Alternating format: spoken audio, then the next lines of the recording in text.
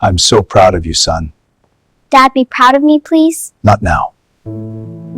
The chandelier in the grand ballroom of the Kong estate vibrated with the low hum of power and the clinking of crystal.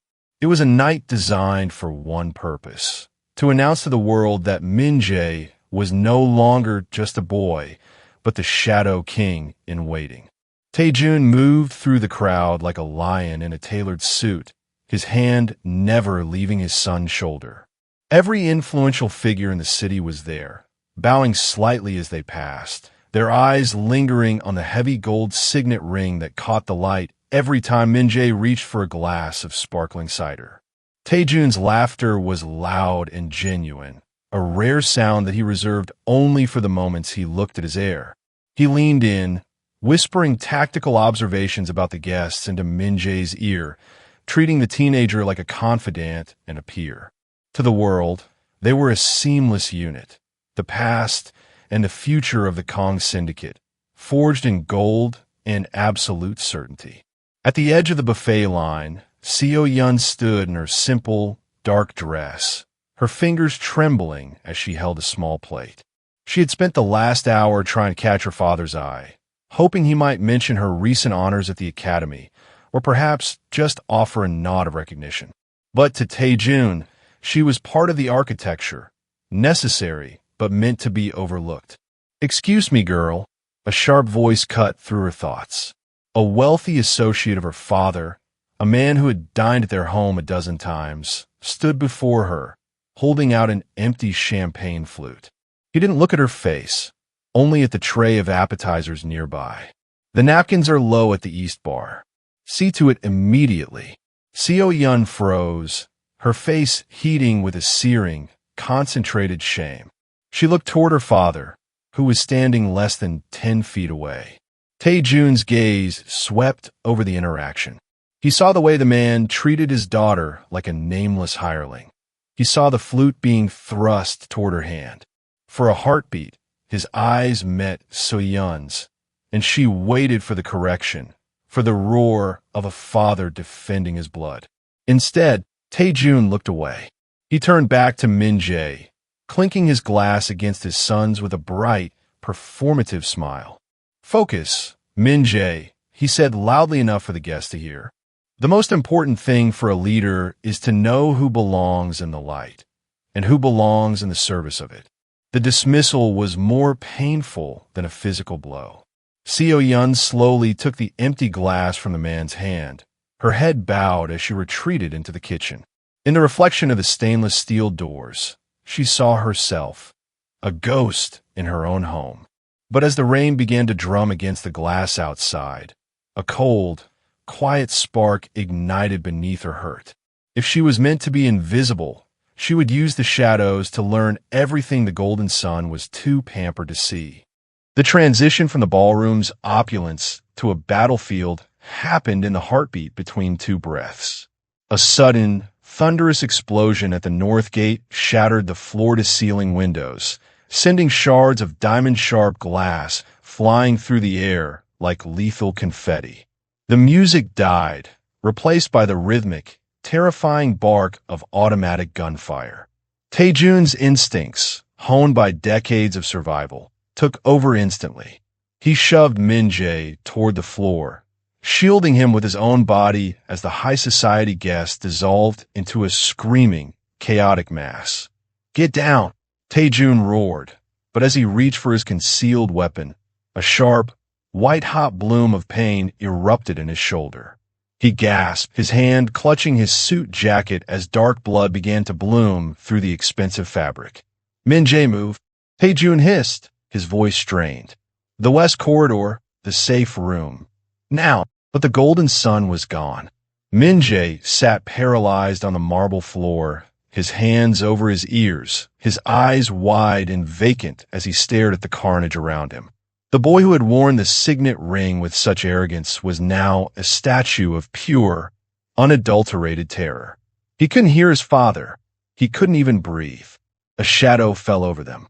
Taejun looked up, expecting the barrel of a rival's rifle, but instead saw a pair of combat boots. Seo-yeon stood over them, her simple black dress torn at the hem for mobility. The girl who had been mistaken for a servant an hour ago moved with a cold, predatory grace. Before Tae-jun could speak, she intercepted a gunman charging through the smoke, using his own momentum to send him crashing into a marble pillar with a sickening crack. She didn't use a gun. She used the tactical precision of someone who had spent her invisible years studying the very shadows her father had cast her into. "He's in shock, father. He's useless to you right now," Seo-yun said, her voice devoid of the tremor it had held earlier. She didn't wait for his permission. She hauled Tae-jun up by his good arm, her small frame surprisingly strong and steady. "Ow, where did you learn this?" Tae-jun managed to wet out, leaning heavily on her as she guided him through the crossfire. "While you were teaching him how to lead, I was teaching myself how to survive," she replied flatly. She moved them through the service tunnels, the paths she knew by heart because she had been forced to use them for years. With every turn, she checked corners with a professional's eye, her movements a silent rebuke to the man who had called her weak. As she slammed the heavy steel door of the safe room shut and began to punch in the emergency codes, Tae-jun looked at his daughter as if seeing her for the very first time. The storm outside was nothing compared to the realization dawning in his chest. He had armed the wrong child. The silence inside the safe room was heavier than the gunfire outside had been. As the adrenaline began to ebb, the air grew thick with the metallic scent of blood and the suffocating weight of Tae-jun's pride.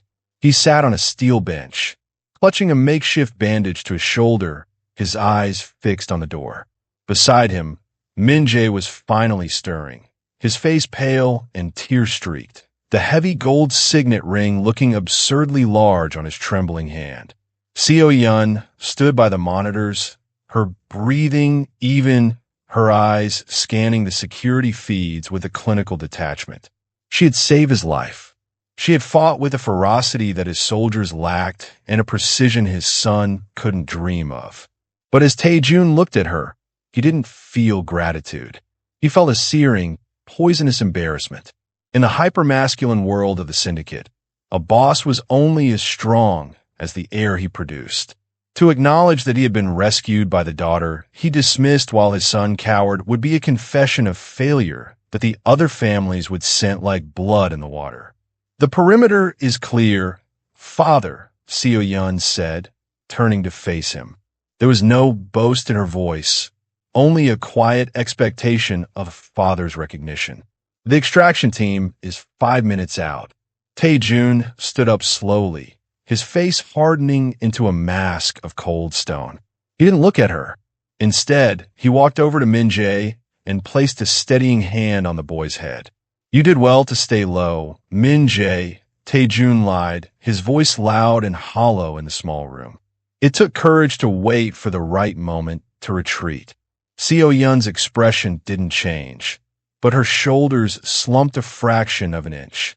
"I was the one who—" "Silence," Tae-jun snapped, finally turning his gaze toward her.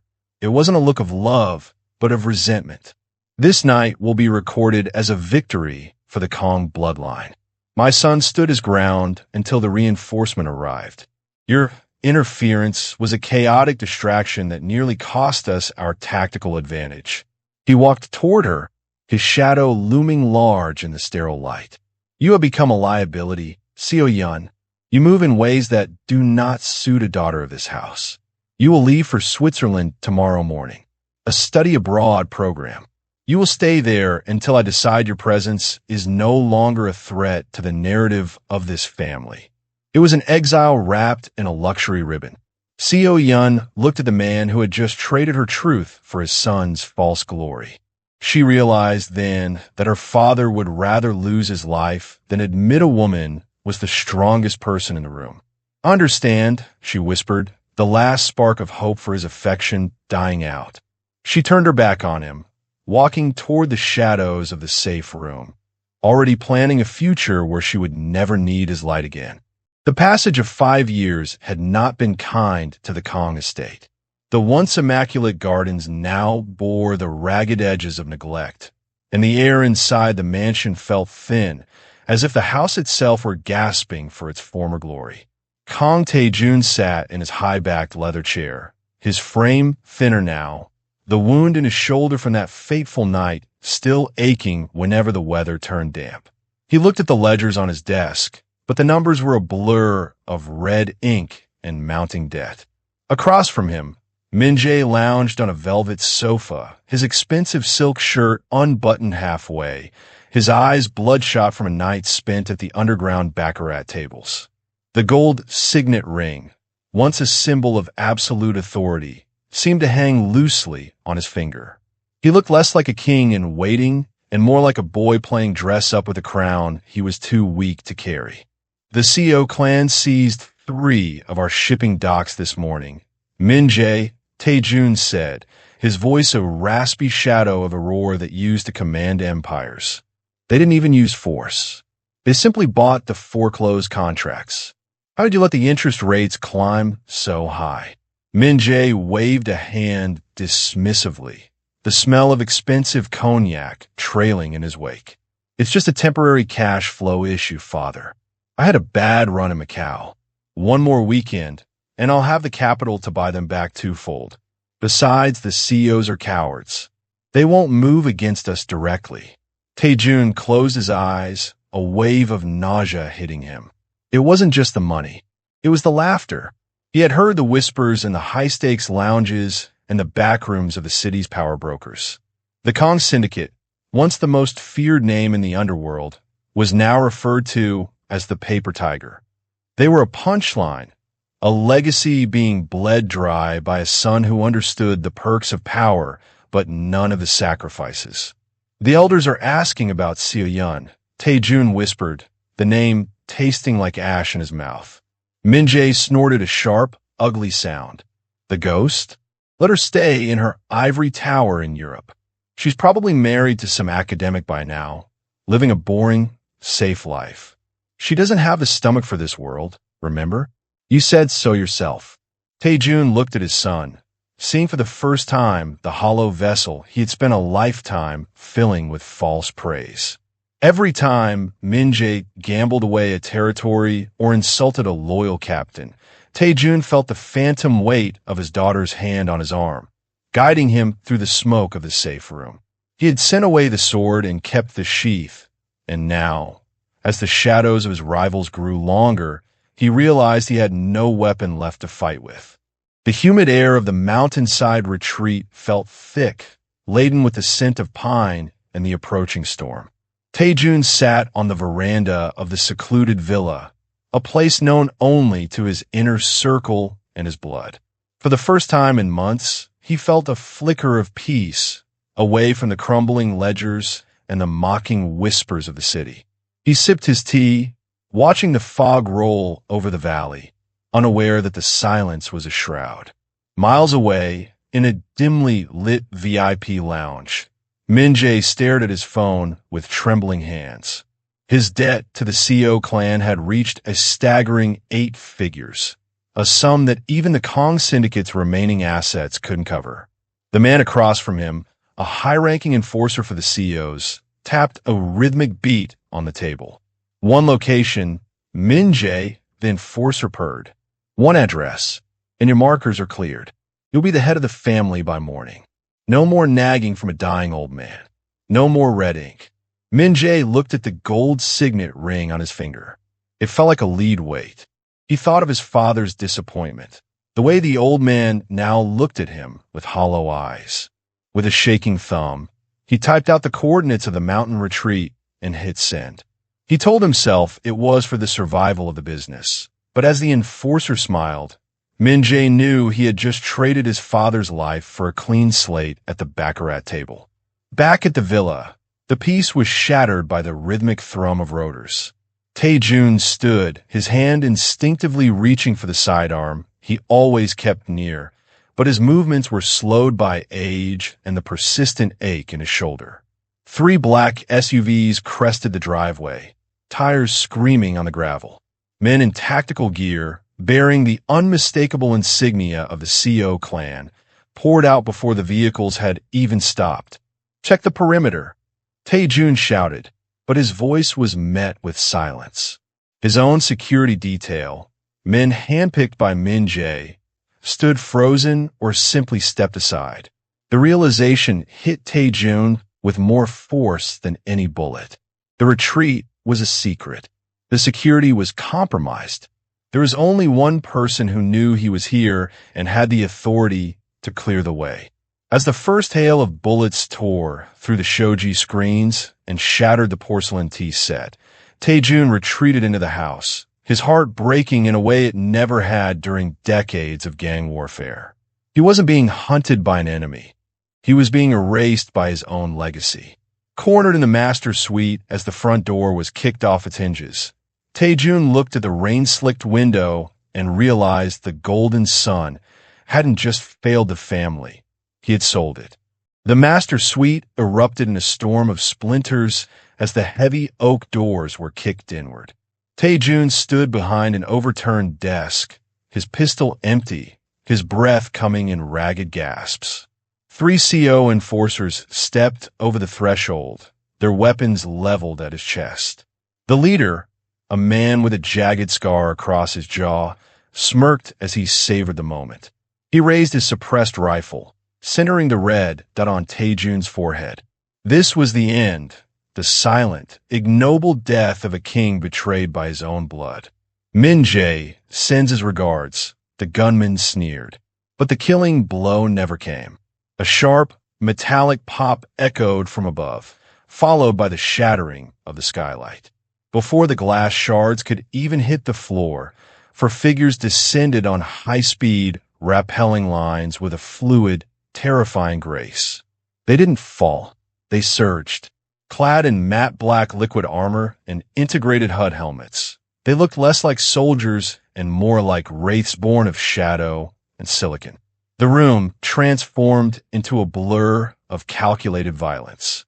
The professional tactical team operated with a mechanical precision that made the Mafia's street warfare style look like a barroom brawl. In the span of 3 seconds, the air was filled with the rhythmic hiss of subsonic rounds. The 3 enforcers were neutralized before they could even pivot their weapons, dropped by non-lethal but devastatingly accurate shots to their nervous systems. Tae-jun watched, frozen, as the team fanned out to secure the room. Their movements were silent, synchronized by an invisible frequency. They didn't shout commands. They simply flowed. One operative remained by the window, rifles scanning the perimeter, while 2 others moved toward Tae-jun, their weapons held in a low-ready position that signaled absolute control. Target secured. A voice rang out, crisp, female, and chillingly familiar through the comms.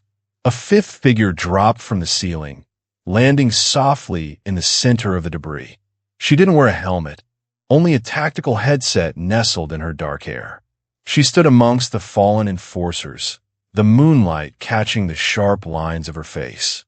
She looked at the wounded, aging man behind the desk with eyes that held no warmth, only the cold brilliance of a strategist who had already won the war.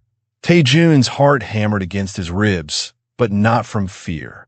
It was the shock of recognition. The ghost he had sent away to be forgotten had returned as a god of war.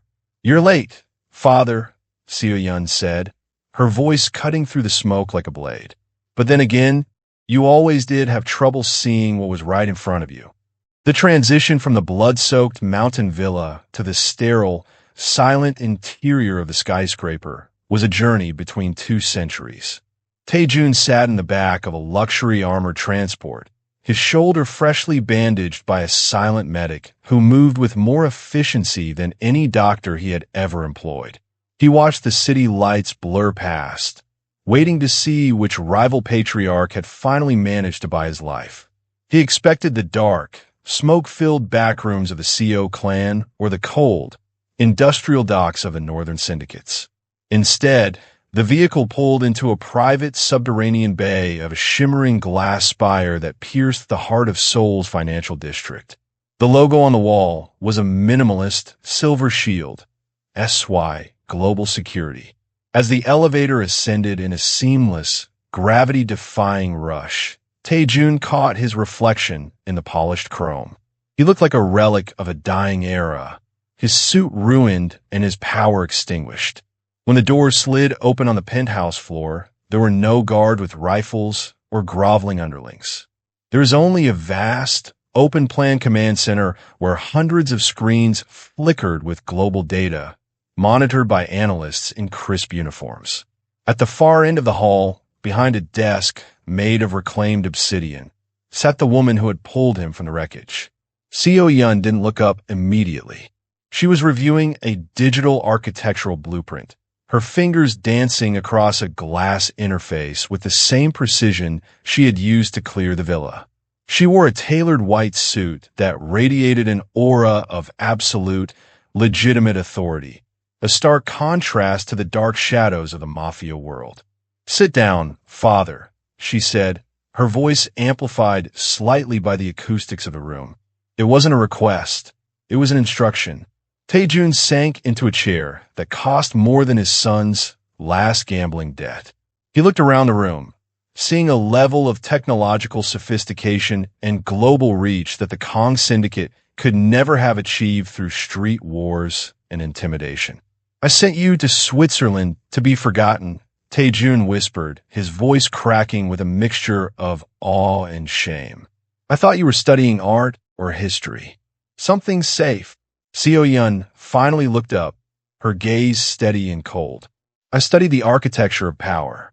I learned that the world doesn't belong to the men with the loudest guns anymore. It belongs to the ones who control the information and the security that protects it." She leaned forward, the light from the monitors reflecting in her eyes. "While you were building a kingdom on fear and tradition, I built a global empire on results. You call me a liability because I was a girl. Now, that liability is the only reason you're still breathing." Tae-jun looked at the nameplate on her desk. Kong Seo-yeon, CEO. He realized then that she hadn't just survived her exile. She had conquered it, creating a world so vast that his entire syndicate was merely a single, failing data point on one of her screens. Seo-yeon's fingers moved with a phantom-like speed across the glass surface of her desk, and a massive holographic display materialized in the center of the room. It wasn't a collection of grainy photos or vague rumors, but a cold, undeniable waterfall of data, bank statements, encrypted message logs, and high-definition surveillance footage. "You believe in blood loyalty, father," Seo-yeon said, her voice echoing in the vast, silent office. "But blood has a price. For Min-jae, that price was exactly $12 million. Tae-jun watched the screen as a video played. It was his son, the boy he had hugged and groomed for the throne, sitting in a dark corner of a casino lounge. He looked smaller than ever, his face twisted in a mixture of greed and desperation. Tae-jun watched as Min-jae slid a digital drive across a table to a man whose neck bore the tattoo of the Seo clan. "The coordinates to your mountain retreat," Seo-yeon explained, her tone flat. "He didn't just leak them. He negotiated. He traded your life for the cancellation of his gambling debts and a guaranteed seat as a puppet head for the Seo family once you were out of the way." Tae-jun felt as though the floor were dissolving beneath him. Every memory of the last 5 years, every word of praise he'd heaped on Min-jae, every time he had defended the boy's failures as learning curves, rushed back like a poison tide. He had disowned his daughter for being strong, and he had empowered a son who was a traitor before he was even a man. "I gave him everything," Tae-jun whispered, his voice trembling. "I gave him the ring. I gave him the name. You gave him a crown he didn't earn. So he sold it to the first person who offered him a way out of his own mess," Seo-yeon countered. She swiped the display, and a different set of files appeared. Years of tactical reports, intercepted threats against the Kong Syndicate, and accounts of accidents that had befallen Tae-jun's rivals. "While you were watching him fail, I was watching you. My teams have been intercepting hits on your life for 3 years. I wasn't just building a company, father. I was building a shield for a man who didn't even want to know I existed." The realization hit Tae-jun with a physical weight that made his wounded shoulder throb. He had spent his life looking for a successor to carry his sword, never realizing that the sword had already been forged in the daughter he cast into the dark. He looked at Seo-yun, standing tall in her white suit, the true architect of the Kong legacy. He was no longer a king. He was a man who had been kept alive by the very mercy he had refused to show. "What happens now?" he asked, his pride finally shattered. "Now," Seo-yun said, her eyes turning to the city skyline where the lights of the old estate flickered in the distance. "I take back what's mine." The gates of the Kong estate groaned open, not for the return of a prodigal daughter, but for the arrival of a conqueror. Seo-yun sat in the back of the lead black sedan, her face a mask of serene, terrifying calm. Behind her followed a motorcade of silent, armored vehicles, the physical manifestation of a new kind of power. Tae-jun sat beside her, a passenger in his own life, watching as his daughter's tactical team secured the perimeter with a silent efficiency that made his former guards look like amateurs. Inside the grand ballroom, the scene was one of pathetic disarray. Min-jae was slumped at the head of the long mahogany table, surrounded by a handful of nervous enforcers and the remains of a desperate, expensive party. He was wearing the signet ring, but it looked like a heavy shackle on his trembling hand. When the door swung open and Seo-yun stepped into the light, the air in the room seemed to vanish. "Seo-yun," Min-jae stammered, scrambling to his feet, his eyes darting toward the shadows for a protection that was no longer there. "What is this? You were exiled. You have no right to be here." Seo-yun didn't stop until she was inches from him. She didn't raise her voice. She didn't need to. "I didn't come for a right, Min-jae. I came for the receipts." With a flick of her wrist, she tossed a tablet onto the table. It glowed with the evidence of his betrayal. The wire transfers from the Seo clan, the GPS logs of his meeting with the enforcers, and the digital signature he had used to sell their father's life. The enforcers around the table, men who valued loyalty above all else, looked at the screens and then at Min-jae with newfound loathing. "You sold our father for a seat you weren't strong enough to sit in," she said, her voice a chilling blade. "You liquidated the syndicate's honor to pay for your cowardice."